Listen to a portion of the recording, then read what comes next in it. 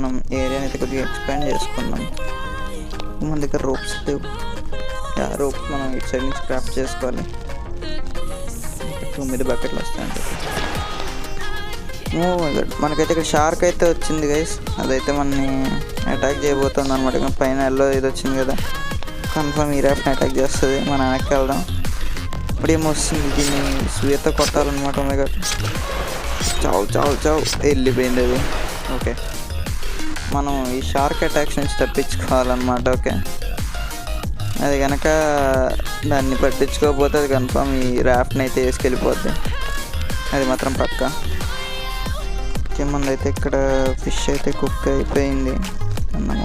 7 seconds ఉంది ఇంకా. మళ్ళీ షార్క్ ఎక్కడ వస్తుంది? ఓ మై గాడ్, మనం కిందకు కూడా దిగచ్చు కదా అసలు. ఓకే, మనం కిందకి దిగలే కదా, ఇప్పుడైతే మనం కిందకు కూడా దిగచ్చు అనమాట. సో మనం ముందుగానే ఏరియాని అయితే ఎక్స్పాండ్ చేసేసుకుందాం. ఎందుకంటే మళ్ళీ ఆ షార్క్ ఎప్పుడు వచ్చి దీన్ని బట్టి వెళ్ళిపోతే అర్థం కదా. 14 వస్తాయి. ఓకే, 4